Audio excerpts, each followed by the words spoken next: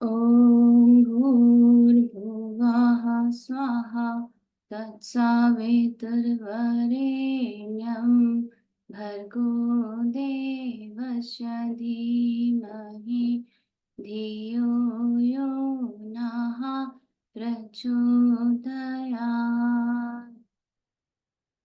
ॐ गुरुर्ब्रह्मा गुरुर्विष्णु गुरुरेव महेश्वरा गुरुरेव परब्रह्मा तस्मै श्री गुरवे नमः।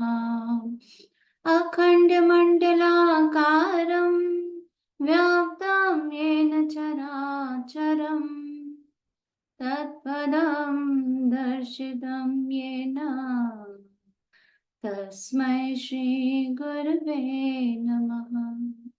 मातृवत् लालयित्री च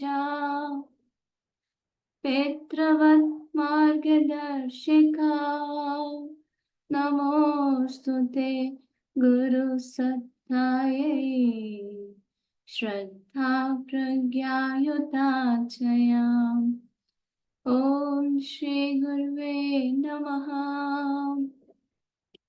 आवाहयामि स्थापयामि ध्यायामि ततो नमस्कारं करोमि।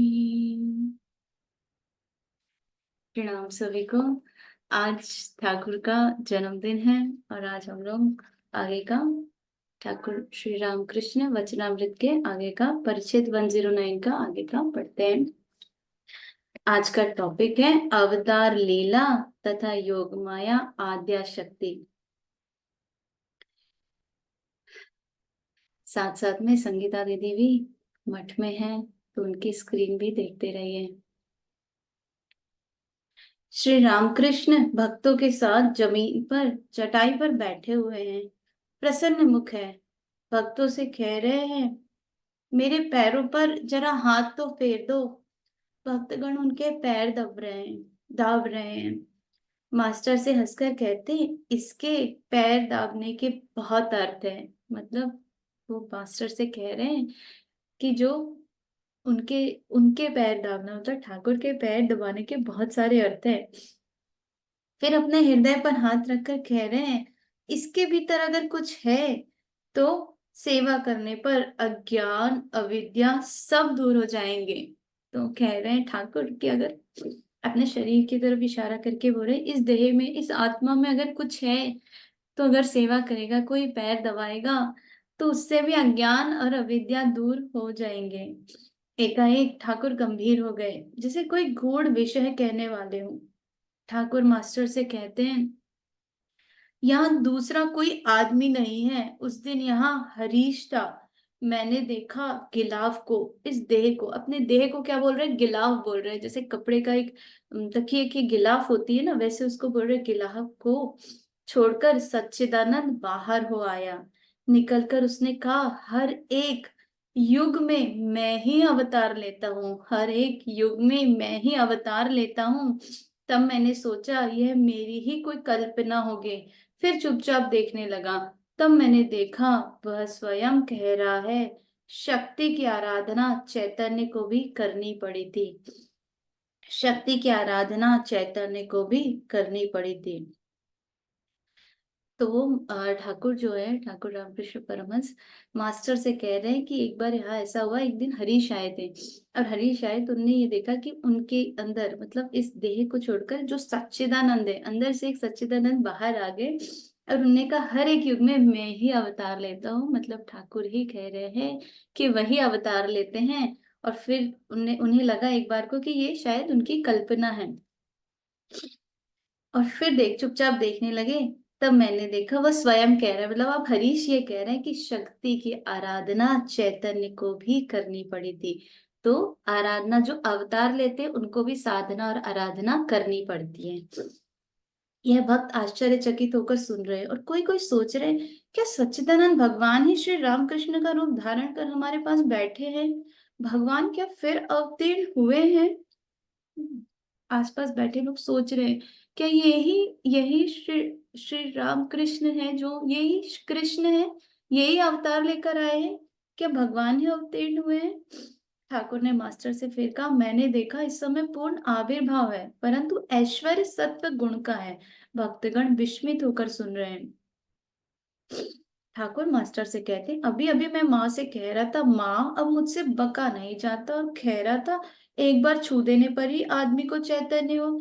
योग माया की महिमा भी ऐसी है कि वह गोरख धंधे में डाल देती है। वृंदावन की लीला के समय योग माया ने वैसा ही किया, और उसी के बल से सुबल ने श्री कृष्ण से श्रीमती को मिला दिया था। जो आद्या शक्ति है, उस योग माया में एक आकर्षण शक्ति है, मैंने उसी शक्ति का आरोप किया था। अच्छा, जो लोग आते हैं उन्हें कुछ होता है क्या? ठाकुर बोले, जो लोग आ रहे हैं उन्हें कुछ कुछ अनुभव, कुछ स्पर्श की कुछ उनको फीलिंग आ रही है क्या? मास्टर कहते, जी हाँ, होता क्यों नहीं है, होता तो है। ठाकुर बोलते, तुम्हें मालूम कैसे हुआ? तभी मास्टर से पूछ रहे, तुम्हें कैसे पता चला? मास्टर कहते हंसते हुए, सब कहते हैं उनके पास जो जो जाते हैं वे लौटते नहीं।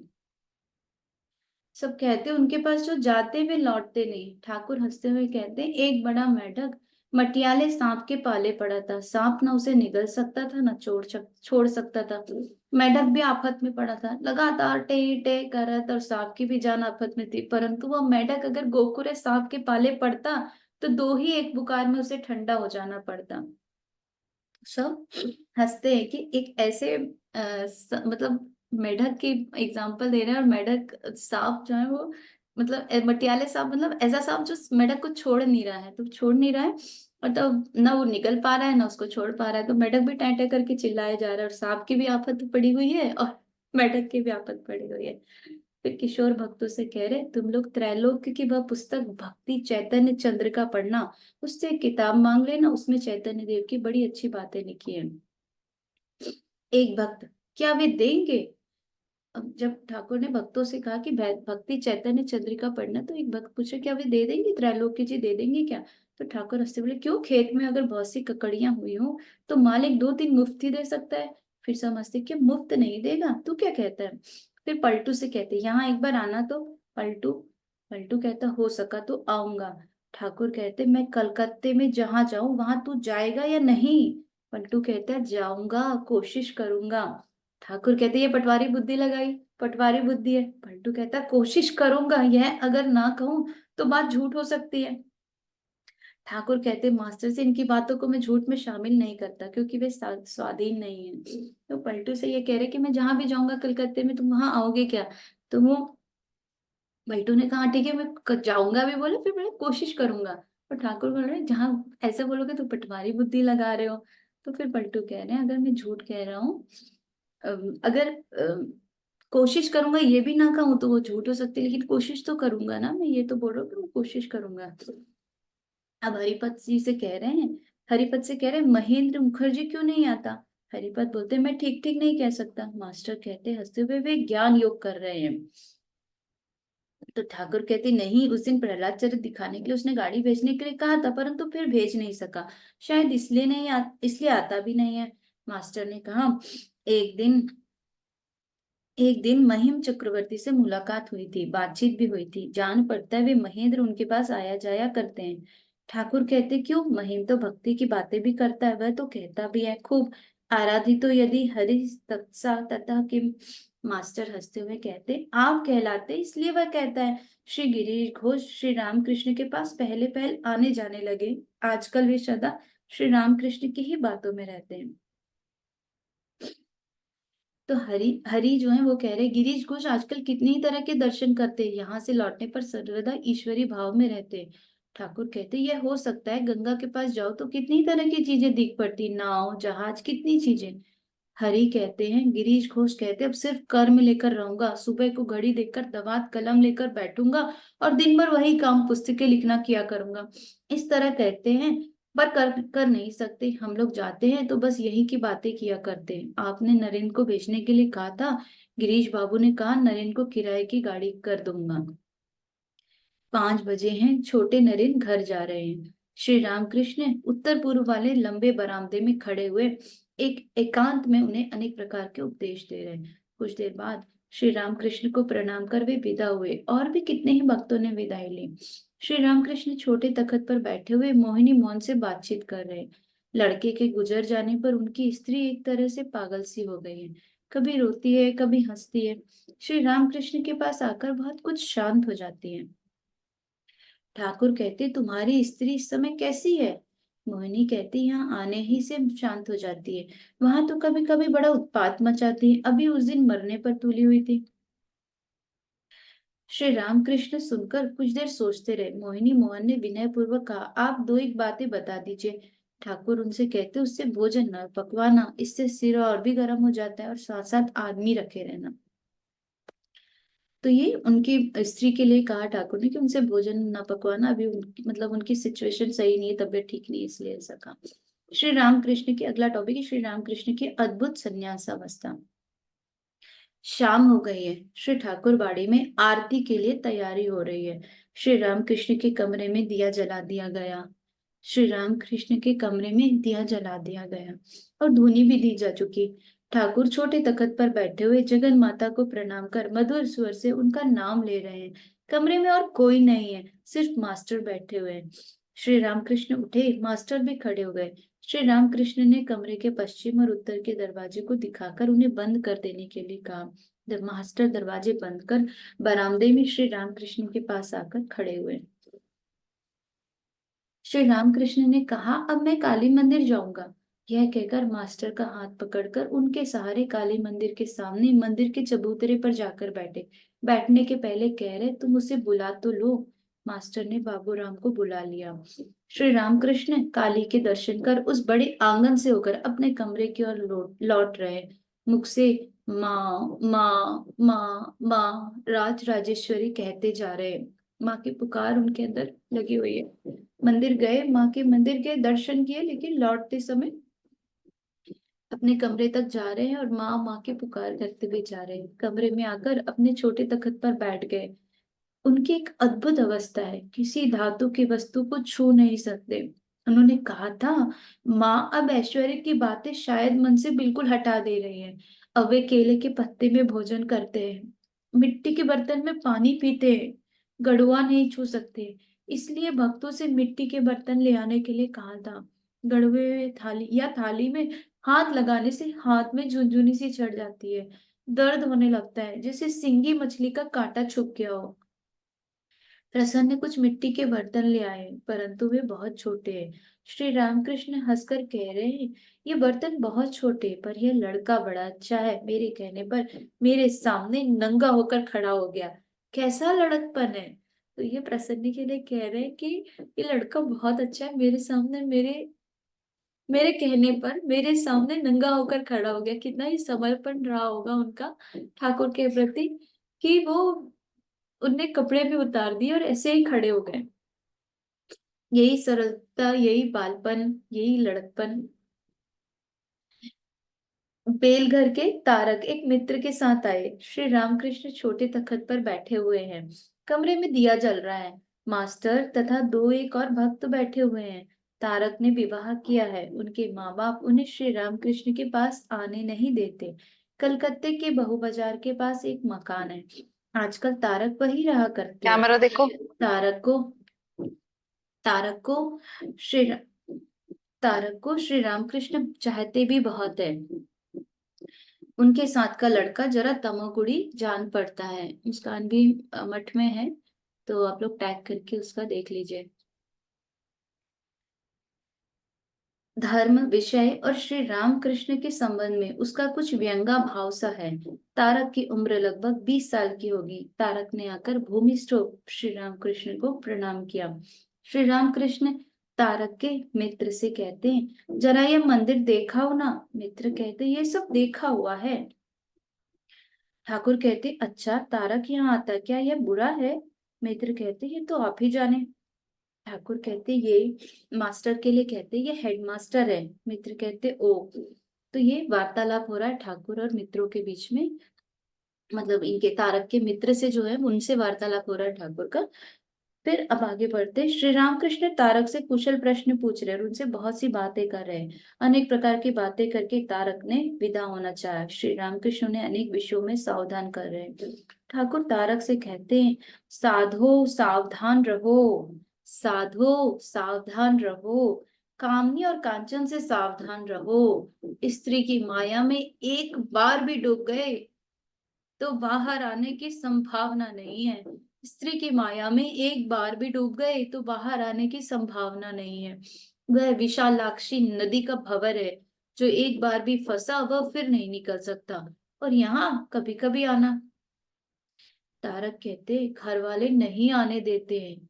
एक भक्त कहते, अगर किसी की माँ कहे कि तू दक्षिणेश्वर ना जाया कर और कसम खाए कि तू वहां जाए तो तू मेरा खून पिए, तो ठाकुर कहते, जो माँ ऐसी बातें कहे वह माँ नहीं है, वो अविद्या की मूर्ति है। उस माँ की बात अगर ना मानी जाए तो कोई दोष नहीं है। अगर कोई सांसारिक माँ आपको ठाकुर के पास जाने से, दक्षिणेश्वर जाने से, या ऐसी कोई भी जगह जाने से जहाँ भगवान का स्पर्श मिल रहा है, मना कर रही है, तो वो माँ नहीं है, वो अविद्या की मूर्ति है। उस माँ की बात अगर ना मानी जाए तो भी कोई दोष नहीं है। वह माँ ईश्वर प्राप्ति के मार्ग में विघ्न डालती है। इसलिए कहते हैं कि अब इस जीवन में हम कभी किसी की ईश्वर प्राप्ति के मार्ग में विघ्न न बने, ये हमेशा प्रार्थना करते रहना चाहिए। ईश्वर के लिए गुरुजनों की बात का उल्लंघन किया जाए तो उसमें कोई दोष नहीं होता। अगर ईश्वर के लिए गुरुजन की भी बात का उल्लंघन कर दिया जाए तो उसमें भी दोष नहीं है। भरत ने राम के लिए कैकेयी की बात नहीं मानी। गोपियों ने श्री कृष्ण दर्शन के लिए पति की मनाही नहीं सुनी। प्रहलाद ने ईश्वर के लिए बाप की बात पर ध्यान नहीं दिया। बलि ने ईश्वर की प्रीति के लिए अपने गुरु शुक्राचार्य की बात नहीं सुनी। विभीषण ने राम को पाने के लिए अपने बड़े भाई रावण की बातों पर ध्यान नहीं दिया था। परंतु ईश्वर के मार्ग पर न जाना, इस बात को छोड़ और सब बातें मानो। परंतु ईश्वर के मार्ग पर ना जाना, इस बात को छोड़ और सब बातें मानो। तो अपने माँ बाप की बात करो। दोनों ही चीजें ठाकुर ने यहाँ पे बता दी कि माँ बाप, हमारे सगे संबंधी अगर हमसे कुछ कह रहे हैं तो उनकी सारी बातों को मानो। लेकिन अगर वो ये कह रहे हैं कि ईश्वर के पास मत जाओ, उस मार्ग में मत जाओ, तो उस बात को बस मत मानो, बाकी सारी बातों को हमें मानना चाहिए। देखो तो तेरा हाथ, यह कहकर ठाकुर तारक के हाथ का वजन परख रहे हैं। कुछ देर बाद कह रहे, कुछ बाधा है, परंतु वह रह न जाएगी। उनसे जरा प्रार्थना करना और यहाँ कभी कभी आना, वह दूर हो जाएगी। क्या कलकत्ते के बहू बाजार में तूने मकान किराए से लिया है क्या? तारक कहते, जी मैंने नहीं लिया, उन्हीं लोगों ने लिया है। ठाकुर कहते, उन लोगों ने लिया है, तूने बाघ के डर से ना। श्री रामकृष्ण कामनी को बाघ कह रहे हैं। तारक प्रणाम करके विदा हो गए। ठाकुर छोटे तख्ते पर लेटे हुए हैं, तारक के लिए सोच रहे। एकाएक मास्टर से कहने लगे, इन लोगों के लिए मैं इतना व्याकुल क्यों होता हूँ, इन लोगों के लिए मैं इतना व्याकुल क्यों होता हूँ। मास्टर चुपचाप बैठे हुए जैसे उत्तर सोच रहे हो। ठाकुर फिर पूछते और कहते, कहो ना। तो ठाकुर ठाकुर के अंदर बहुत व्याकुलता थी अपने शिष्यों के लिए। तो वो तारक के लिए भी उस समय व्याकुल हो रहे थे, तो वही मास्टर से कह रहे कि मैं क्यों इनके लिए इतना व्याकुल हो जाता हूँ। अब आगे बढ़ते, इधर मोहिनी मोहन की स्त्री श्री रामकृष्ण के कमरे में आकर उन्हें प्रणाम करके एक और बैठी हुई है। श्री रामकृष्ण तारक के साथी की बात मास्टर से कह रहे हैं। ठाकुर कह रहे हैं, तारक क्यों उसे अपने साथ ले आया? मास्टर ने कहा, रास्ते में सांप के विचार से ले आया होगा, दूर तक चलना पड़ता है। इस बात के बीच में श्री रामकृष्ण एकाएक मोहिनी मोहन की स्त्री से कहने लगे, अपघात मृत्यु के होने पर स्त्री पेतनी होती है, सावधान रहना।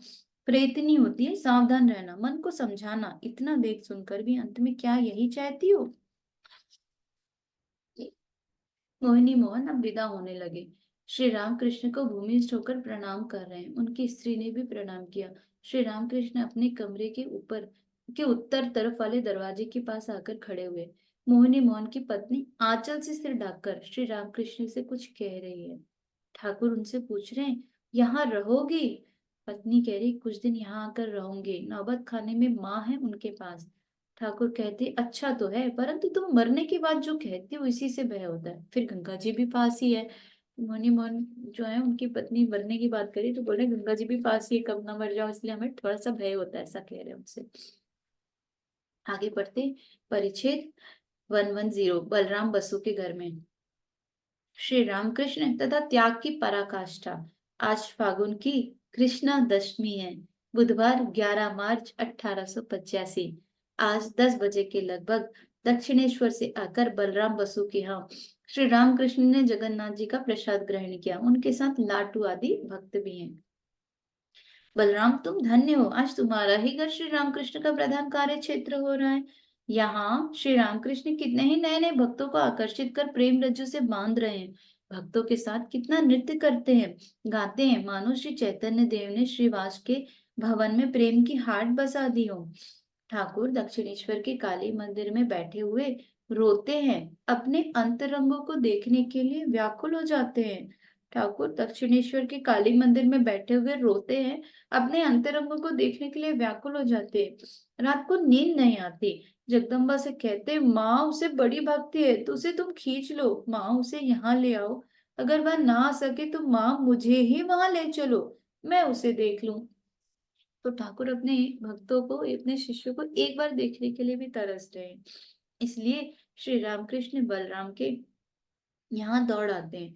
लोगों से कहा करते, बलराम के यहाँ श्री जगन्नाथ जी की सेवा होती है, उसका अन्न बड़ा शुद्ध है। जब जाते हैं तब बलराम को भक्तों को न्योता देने के लिए भेजते हैं। कहते, जाओ नरेंद्र को, भवनाथ को, राखाल को न्योता दे आओ। छोटा नरेंद्र, नारायण, इन सबको न्योता दे आओ। इन्हें खिलाने से नारायण को खिलाना होता है, ये ऐसे वैसे नहीं है, ये ईश्वर अंश से पैदा हुए हैं। इन्हें खिलाने पर तुम्हारा बहुत कल्याण होगा। तो जब बलराम के घर जा रहे हैं ना, ठाकुर तो कह रहे कि इनको बुला लाओ, नरेन को, भावनाथ को, राखाल को, और इन लोगों को खिलाओगे मतलब नारायण को ही खिला रहे हो। तो इनको समझना मत ऐसा कि ये छोटे मोटे हैं, ऐसे वैसे हैं, ईश्वर के अंश से पैदा हुए हैं सारे। बलराम के यहाँ गिरीश घोष के साथ पहली बार बैठकर बातचीत हुई थी। यही रथ के समय कीर्तन आनंद हुआ करता है। यही कितने ही बार प्रेम का दरबार लगा और आनंद की हट जमी। मास्टर पास ही के विद्यालय में पढ़ाते हैं। उन्होंने सुना है आज 10 बजे श्री रामकृष्ण बलराम के यहाँ आएंगे। बीच में पढ़ाई से थोड़ा अवकाश मिलने पर दोपहर के समय वे वहां गए। श्री रामकृष्ण को प्रणाम किया। श्री रामकृष्ण भोजन के बाद बैठक खाने में जरा विश्राम कर रहे हैं। बीच बीच में बटुए से मसाला निकाल कर खा रहे हैं। कुछ कम उम्र वाले भक्तों ने चारों ओर से घेरे हुए हैं। ठाकुर हंसते हुए कहते हैं, तुम यहाँ आई, स्कूल नहीं है क्या? मास्टर कहते, स्कूल से आ रहा हूँ, इस समय यहाँ विशेष काम नहीं है। एक भक्त कहते, नहीं महाराज, स्कूल से भाग गए हैं। सब हंसते हैं। मास्टर खुद से कहते, हाय मानो कोई मुझे खींच लाया है, हाय मानो कोई मुझे खींच लाया है। तो ठाकुर उन्हें खींच रहे हैं, मास्टर स्कूल से बीच में ही छोड़कर आ गए, तो इसलिए कह रहे हैं मुझे कोई खींच लाया। श्री रामकृष्ण कुछ चिंतित से हो रहे, फिर मास्टर को पास बैठाकर अनेक प्रकार की बातें करने लगे। कहा, मेरा गमछा जरा निचोड़ तो दो और कुर्ता धूप में डाल दो, पैर झनझना रहा है, क्या उस पर जरा हाथ फेर दे सकोगे? मास्टर सेवा करना नहीं जानते, इसलिए श्री रामकृष्ण ने सेवा करना सिखा रहे हैं। मास्टर हक पकाकर एक एक करके वे सब काम कर रहे हैं। फिर वे पैरों पर हाथ फेरने लगे। श्री रामकृष्ण उन्हें बातों ही बातों में उपदेश दे रहे हैं।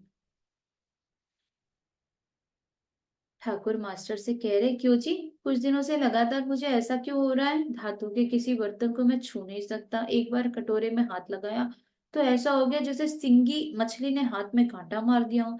हाथ में झुनझुनी सी चढ़ गई और दर्द होने लगा।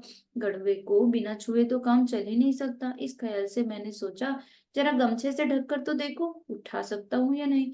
यह सोचकर ज्यों ही उसे छुआ कि हाथ में झुनझुनी चढ़ गई और बहुत दर्द होने लगा। अंत में माता से प्रार्थना की, माँ अब ऐसा काम ना करूंगा, अब की बार माँ क्षमा करो। मास्टर कहते, क्यों जी, छोटा नरेन आया जाया करता है क्या? घर वाले क्या कुछ कहेंगे, बिल्कुल शुद्ध है, स्त्री संग कभी नहीं किया। मास्टर कहते हैं और उच्च आधार भी है। तो छोटे नरेन के लिए ठाकुर कह रहे हैं कि वो कभी कभी आता है क्या, घर वाले क्या कहेंगे, बहुत शुद्ध है वो, कभी स्त्री संग भी नहीं किया उसने। ठाकुर कहते, हाँ, और कहता है ईश्वरी बातें एक बात सुन लेने से मुझे याद रहती हैं। कहता है बचपन में मैं रोया करता था, ईश्वर दर्शन नहीं दे रहे इसलिए। मास्टर के साथ छोटे नरेन के संबंध में बहुत सी बातें हुई। इस समय भक्तों में से किसी ने कहा, मास्टर महाशय क्या आप स्कूल नहीं आएंगे? ठाकुर ने कहा, क्या बजा है? भक्त ने कहा, 1 बजने को 10 मिनट है। ठाकुर ने मास्टर से कहा, तुम जाओ, तुम्हें देर हो रही है, एक तो काम छोड़कर आए हो। फिर लाटू से कह रहे, राखाल कहाँ है? लाटू ने कहा, घर चला गया। ठाकुर ने कहा, मुझसे मुलाकात भी बिना किए ही चला गया।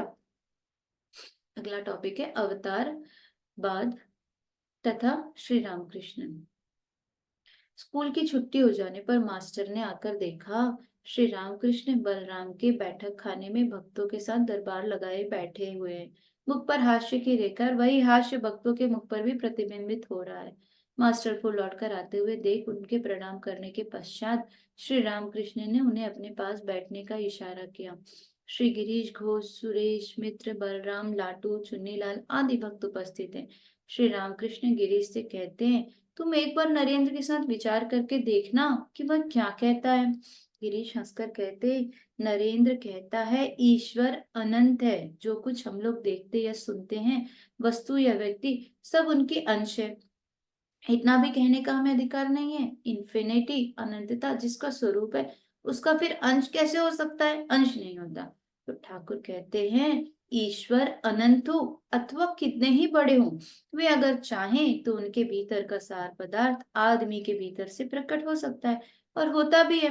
वे अवतार लेते हैं, यह उपमा के द्वारा नहीं समझाया जा सकता। इसका अनुभव होना चाहिए, इसे प्रत्यक्ष करना चाहिए। उपमा के द्वारा कुछ आभास मात्र मिलता है। गौ का सींग अगर कोई छू ले तो गौ को ही छूना हुआ।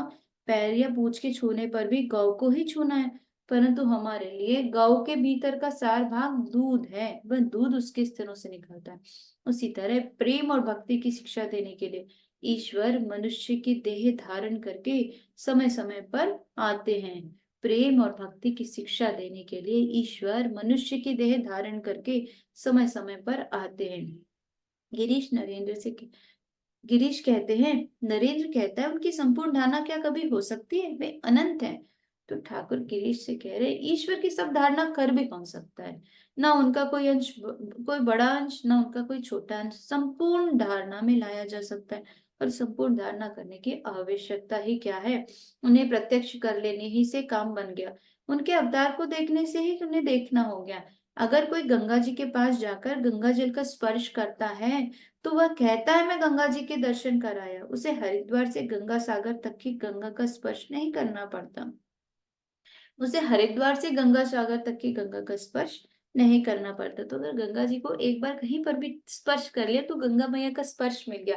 पूरे हरिद्वार से मतलब हर जगह गंगा मैया का स्पर्श करने की जरूरत नहीं है। तो वही कह रहे हैं कि अगर ईश्वर है, ईश्वर अनंत है। वैसे तो ईश्वर अनंत है और उनके अनंत की धारणा करना संभव नहीं है, लेकिन उनके छोटे से अंश को भी स्पर्श कर लिया, छोटे से उसको भी धारण कर लिया, तो उनका स्पर्श मिल गया और वो स्पर्श हो गया। वही वाली बात है कि भगवान जितने हैं उतने पूर्ण हैं। तुम्हारे पैर अगर मैं छू लूं तो तुम्हें ही छूना हुआ ना। हंसते हुए उनको गिरीश को बोलेंगे, तुम्हारे पैर छू लूं तो तुम्हें ही छुआ ना मैंने। अगर समुद्र के पास जाकर कुछ पानी छू लूं तो समुद्र का ही स्पर्श करना होता है। अग्नि तत्व सब जगह है, परंतु लकड़ी में देखिए। गिरीश हंसते हुए कहते, जहां मुझे आग मिलेगी मुझे मुझे उसी जगह से जरूरत है। ठाकुर हंसते हुए कहते हैं, अग्नि तत्व लकड़ी में अधिक है। अगर तुम ईश्वर की खोज करते हो तो आदमी में खोजो, आदमी में उनका प्रकाश अधिक होता है। जिस आदमी में ऊर्जिता भक्ति देखोगे, देखोगे उसमें प्रेम और भक्ति दोनों उमड़ रहे हैं। ईश्वर के लिए वह पागल हो रहा है, उनके प्रेम में मस्त घूमता है। उस मनुष्य में निश्चय पूर्वक समझो कि वह अवतीर्ण हो चुके हैं। तो गिरीश ने उनसे कहा ठाकुर से कि जहां आग है वहीं मुझे लगेगा कि यहाँ अग्नि तत्व है, मतलब वहीं से मुझे गर्माहट महसूस हो रही। तो ठाकुर ने कहा, अग्नि तत्व लकड़ी में अधिक है।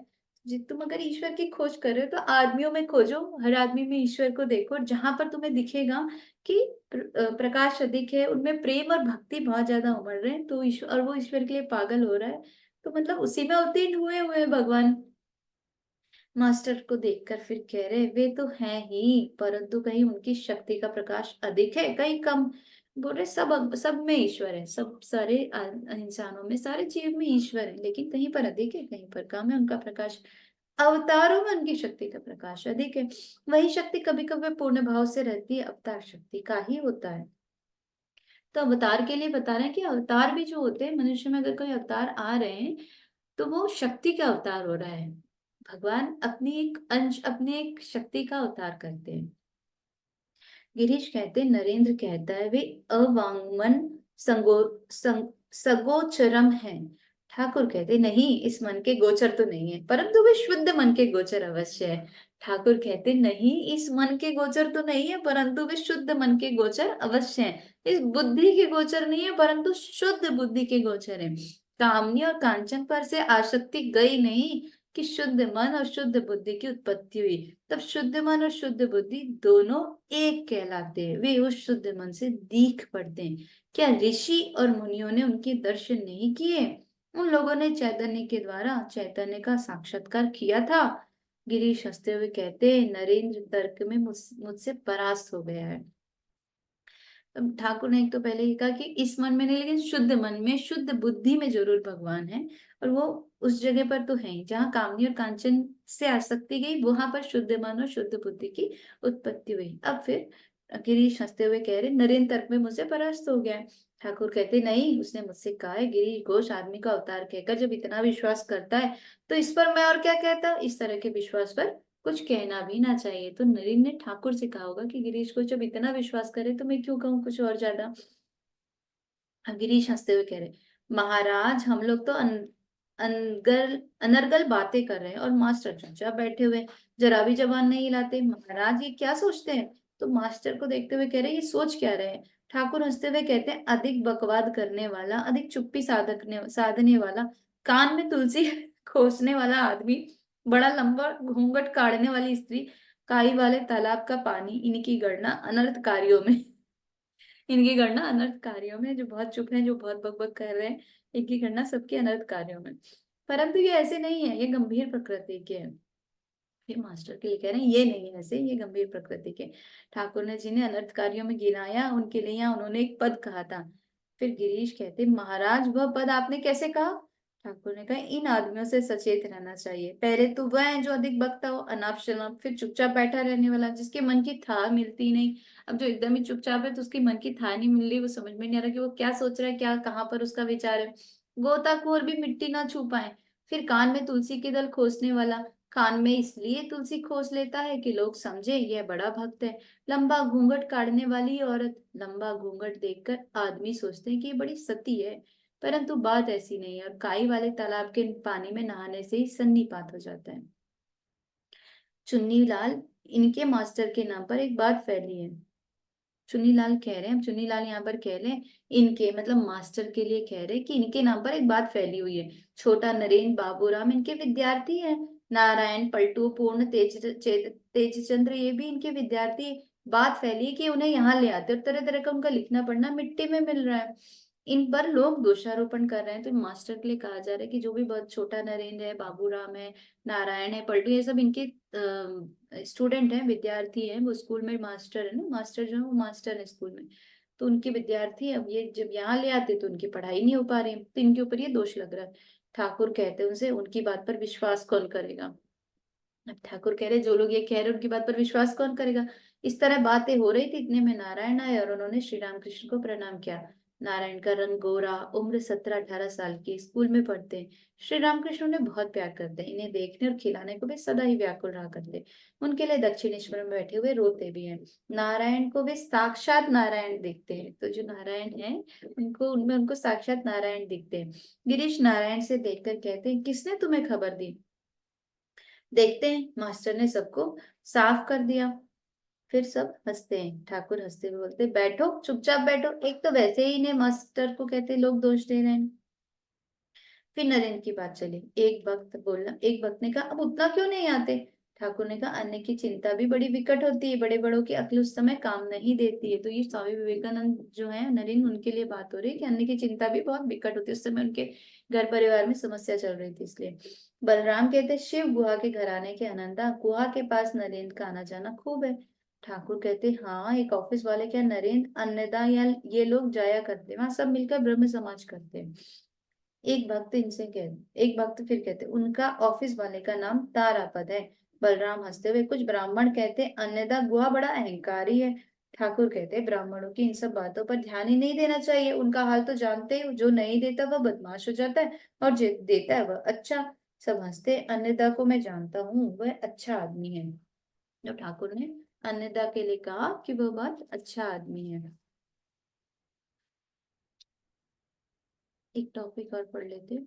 भक्तों के साथ भजनानंद में श्री रामकृष्ण की गाना सुनने की इच्छा है। बलराम के बैठक खाने के कमरे में आदमी भरे हैं। सब के सब उनकी ओर ताक रहे हैं, उनकी वाणी सुनने के लिए। श्री रामकृष्ण की इच्छा पूर्ति के लिए तारापद गाने लगे। तो यहाँ पर एक भजन बज रहा, गा रहे हैं तारापद। फिर ठाकुर गिरीश से कहते, आहा, बड़ा अच्छा गाना है, सब गानों की रचना तुम्ही ने की है।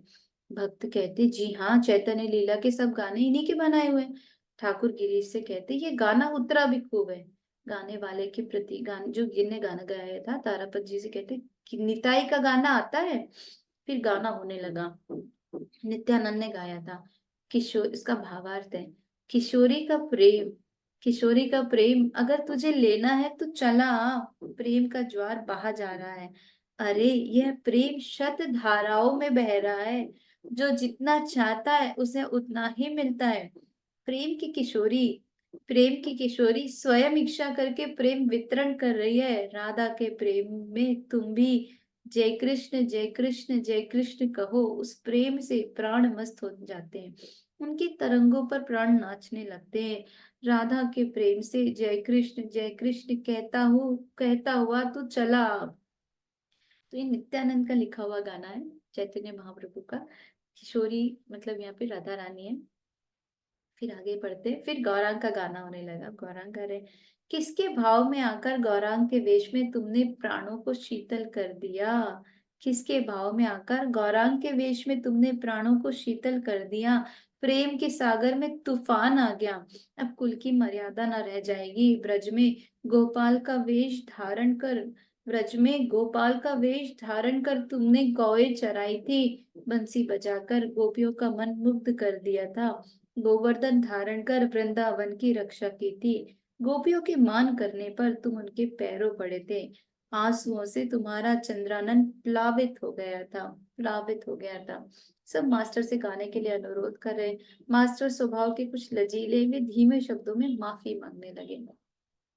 गिरीश ठाकुर से हंसते हुए कहते, मास्टर महाराज, मास्टर किसी तरह नहीं गा रहे।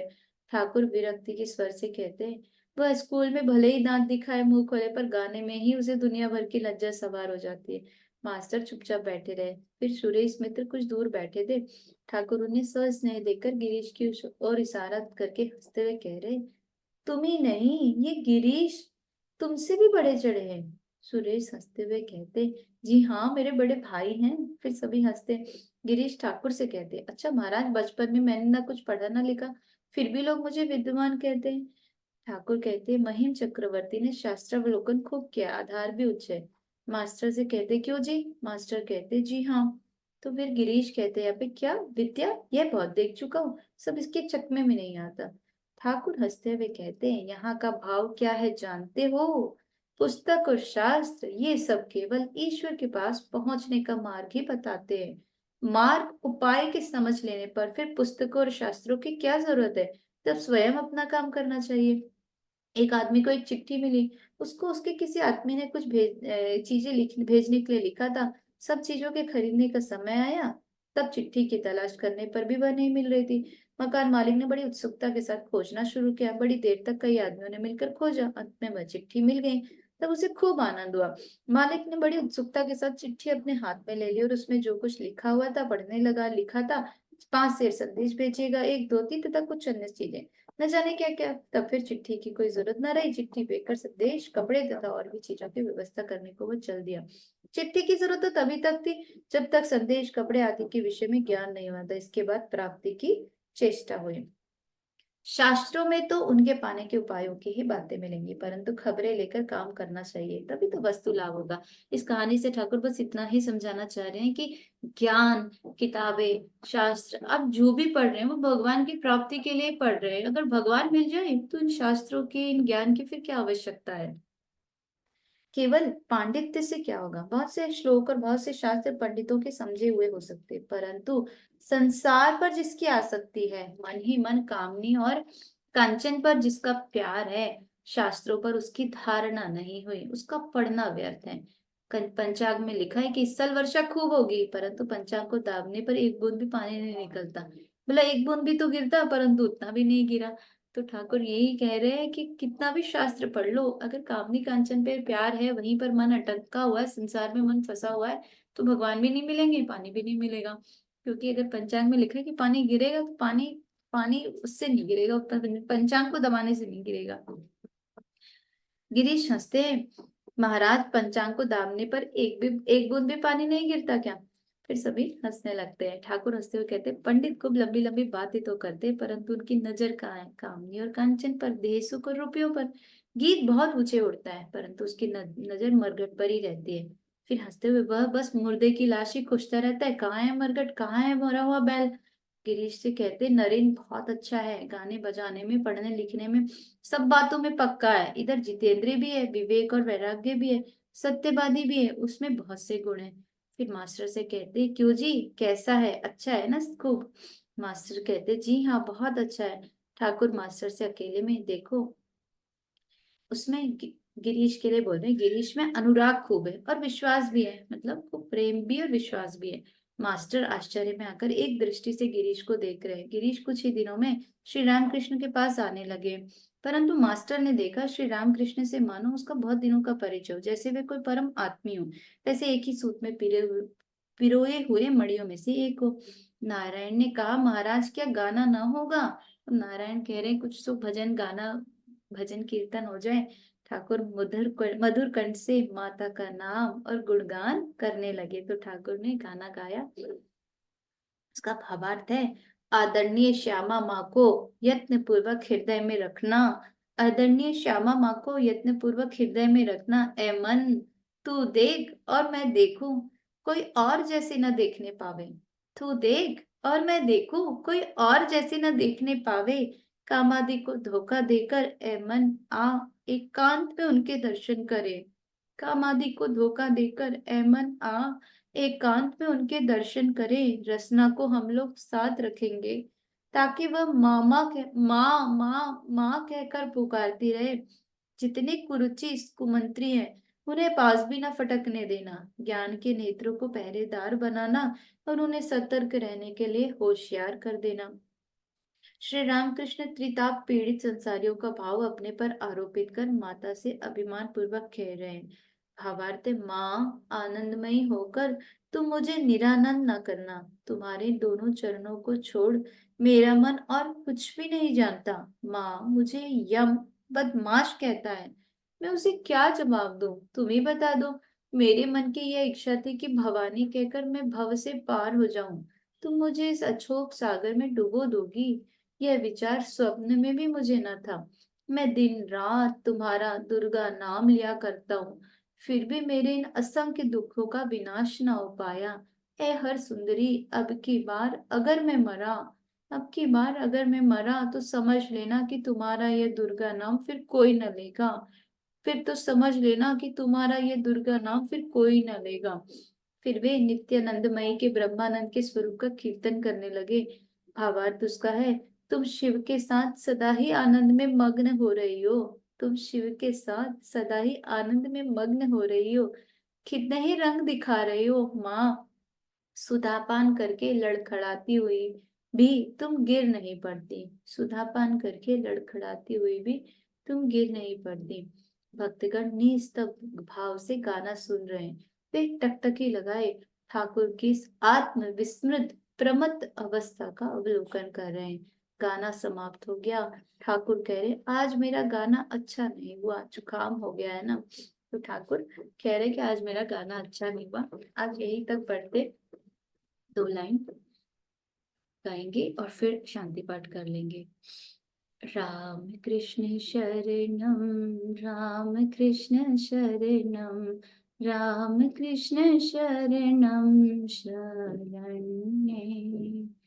राम कृष्ण शरणम, राम कृष्ण शरणम, राम कृष्ण शरणम शरण्ये। शरणागतोऽहं शरणागतोऽहं शरण्ये। शरणागतोऽहं शरणागतो हम शरण्ये। प्रभु राम कृष्ण शरणं, राम कृष्ण शरणं, राम कृष्ण शरणं शरण्ये। राम कृष्ण जय जय राम कृष्ण, राम कृष्ण जय जय राम कृष्ण, राम कृष्ण जय जय राम कृष्ण, राम कृष्ण जय जय राम कृष्ण, राम कृष्ण जय जय राम कृष्ण, राम कृष्ण जय जय राम कृष्ण, राम कृष्ण शरणं, राम कृष्ण शरणं, राम कृष्ण शरणं शरण्ये। सभी को ठाकुर के जयंती के, उनके जन्म दिवस के, उनके प्राकट्य दिवस की बहुत बहुत बहुत सारी शुभकामनाएं। शांति पाठ। ॐ असतो मा सद्गमय, तमसो मा ज्योतिर्गमय, मृत्युर्मा अमृतं गमय। ओम शांति शांति शांति, सर्वारिष्ट शांतिर्भवतु। सभी को प्रणाम, आप सभी को नमन वंदन।